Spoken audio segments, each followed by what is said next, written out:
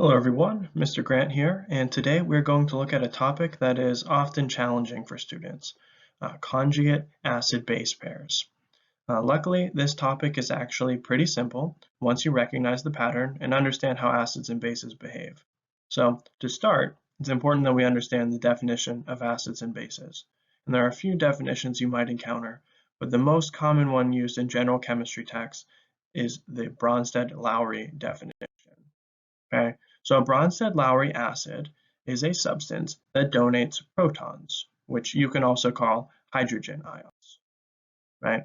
So remember, a hydrogen atom is simply a proton with one electron. So after you've removed that one electron from it to make it an ion, all that you have left is a proton. And acids are proton donors, as shown in this reaction equation. Ha gives its hydrogen away, leaving A minus. Conversely, Bronsted-Lowry bases are proton acceptors. Okay? So using our definition of a Bronsted-Lowry acid, I've got a few examples here, HCl, HNO3, and this long one, which I'm going to call acetic acid. We can see they all have one thing in common. They have a positive hydrogen, which I've labeled pink for this, bonded to a more electronegative element.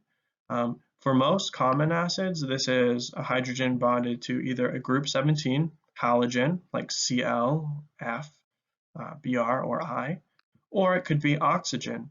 As you see, the circled hydrogen in the bottom two acids are bonded to an oxygen. The convention is always to write the hydrogen that can be donated first in the chemical formula. So for example, acetic acid, even though it has 4 hydrogens, one of them is written separately at the beginning as H, C2H3O2. Okay, that shows that the leftmost hydrogen in the formula can be donated in an acid-base reaction because that's the only one bonded to an oxygen.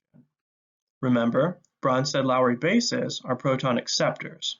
So these typically contain an oxygen or a nitrogen atom, which has a lone pair of electrons that could be used to bond with an additional hydrogen.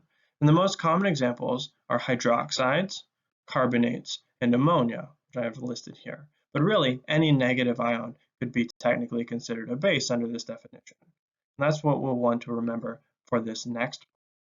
So let's look at conjugate acid-base pairs now. When an acid donates a hydrogen, what's left over has one fewer hydrogen and a charge that's decreased by -1 due to the departure of the positive ion. This leftover portion of the acid is called its conjugate base. So an acid like HNO3 would become NO3 minus nitrate after losing a proton. H2SO4 similarly would become HSO4 minus. It initially had 2 hydrogens, now it only has 1. HSO4 minus would become SO4 2 minus, right? Losing its hydrogen and having its charge decrease further from -1 to -2. So in each of these examples, we found the conjugate base of the acid by removing 1 hydrogen and reducing the charge by 1. And we can do this for any substance that has a hydrogen that's considered an acid. Okay, so let's look at this one. The conjugate base of H3O plus hydronium is H2O. Okay? The conjugate base of H2O would then be OH minus, and the conjugate base of OH minus would be O2 minus. Again, in each instance, the conjugate base was found by simply removing a hydrogen ion from the initial acid, where the acid is really anything with a hydrogen. We started with 3 hydrogens, we removed them one at a time, finding 3 separate acid conjugate base pairs. In contrast, the conjugate acid of any base can be found by adding a hydrogen ion onto the initial base. Doing so not only adds a hydrogen in front of the formula, but it also increases the charge on the substance by +1. And because most bases are initially negative, this will either make them less negative or neutral. There are a few common neutral bases, such as water and NH3 to look out for, and both of these would have a charge of +1 if they gained a hydrogen ion. In this example, OH minus forms H2O as its conjugate acid. H2O would have H3O plus as its conjugate acid, gaining 1 hydrogen and increasing the charge by +1.